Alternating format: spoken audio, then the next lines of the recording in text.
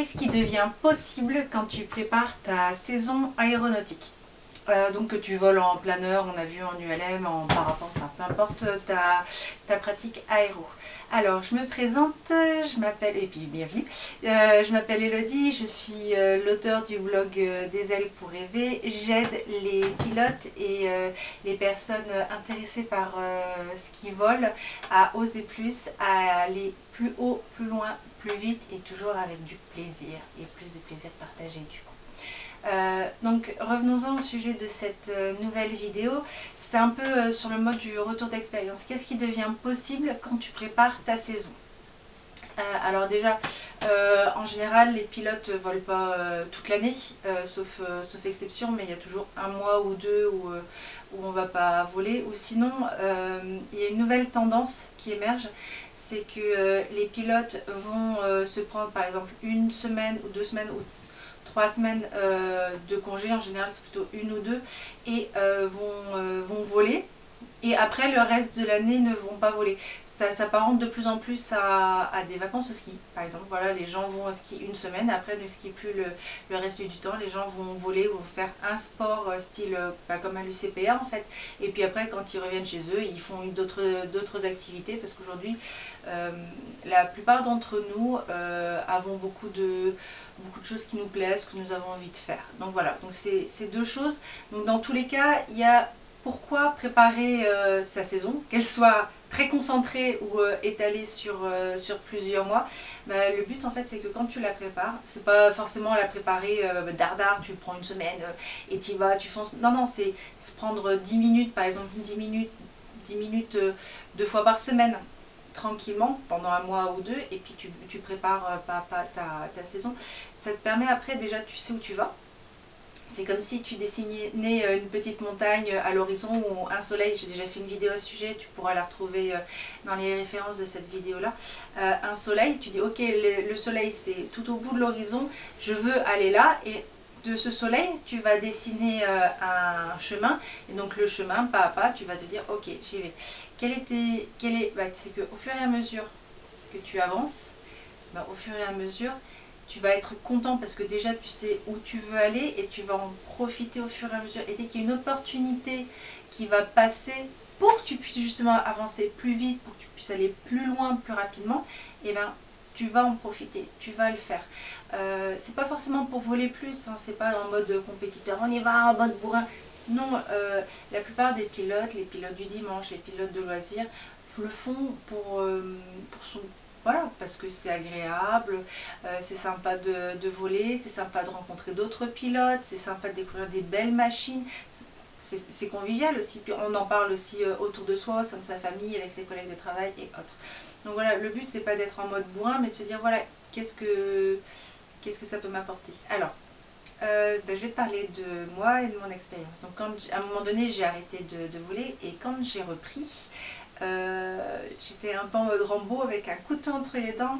Je savais précisément ce que je voulais être lâché campagne. C'était à l'époque j'étais pilote, uniquement pilote planeur, donc j'avais juste le brevet, ancien brevet de base, et il y avait 2 qualifications que je pouvais avoir en plus de plein de lâcher machines, enfin d'avoir des autorisations à voler sur d'autres machines.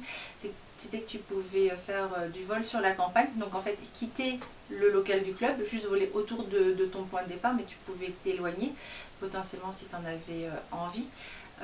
Et c'était de pouvoir emporter avec toi un passager. Donc moi j'avais en tête, je voulais absolument emporter un passager avec moi. Et j'ai un instructeur, Nick, qui m'a pris sous son bras, qui m'a dit écoute Elodie, on va préparer ta saison ensemble. Si tu n'y arrives pas sur une saison, on va le faire sur 2.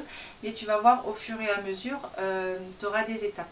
Donc il m'a fait tout un plan. Enfin lui, il avait dans sa tête exactement où il voulait m'amener.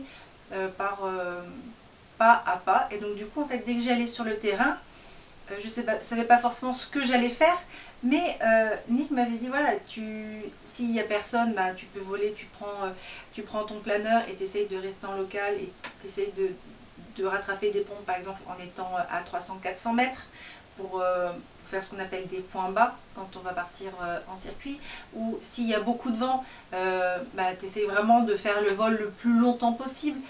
Voilà, de travailler. Donc il y avait des exercices en local, il y avait des exercices aussi entre guillemets chez moi, ou à faire avec d'autres pilotes pour préparer mes vols, voir les aérodromes qu'il y avait côté, s'il y avait des pilotes expérimentés qui étaient d'accord pour que je vole avec eux, même si je touchais pas aux manches, mais qui puissent eux me montrer comment ils volent. Voilà, donc il m'avait vraiment détaillé plein de choses, et il m'avait donné de la documentation à mi-parcours. Il m'avait donné des ressources en anglais et en français, enfin on m'avait dit d'acheter certains bouquins qui m'ont aidé.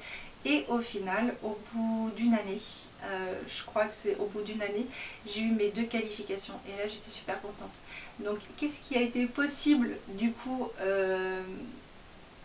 quand j'ai préparé ma saison, quand Nick, enfin voilà, quand Nick m'a épaulée et que effectivement je l'ai suivi, en fait, dès que j'allais au terrain, ou dès que j'avais un temps mort chez moi, si j'avais un quart d'heure, 20 minutes, une demi-heure, que j'étais motivée, j'avançais pas après pas, et j'ai pris plaisir tout au long de cette année-là à progresser. Et c'est vrai que la moindre opportunité qui se présentait, je la saisissais parce que je savais ce que je voulais, et voilà, au fur et à mesure je le faisais, et ça c'était vraiment top quoi.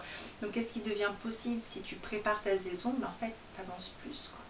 T'avances plus, si tu veux faire des vols sereins, tu as plus d'opportunités de le faire, parce que tu te dis, ah tiens, si finalement j'ai préparé un vol et je peux le faire, ou tiens, il y avait ça, j'avais eu ça comme idée, puis je l'ai noté, donc du coup je m'en souviens, donc du coup je peux la réaliser aujourd'hui parce que les conditions météo elles sont comme ci, comme ça. Donc c'est en fait, tu vas vraiment du coup, au fur et à mesure, voilà, tu vas aller vers ce qui toi t'enchante le plus. Donc voilà, donc c'était une vidéo un peu particulière en mode retour d'expérience sur ce qui est possible quand tu prépares une saison. Si tu as envie de préparer une saison et que tu as envie de faire un bout de chemin avec moi, inscris-toi en bas de cette vidéo, ou que ce soit sur le blog ou sur YouTube, et on va le faire ensemble, pas à pas, et puis je vais t'envoyer des trucs et astuces bien sûr gratuitement pour que tu puisses réaliser tes envies et prendre plaisir à voler. Bonne journée à toi, et puis partage la vidéo si elle t'a été utile. Au revoir.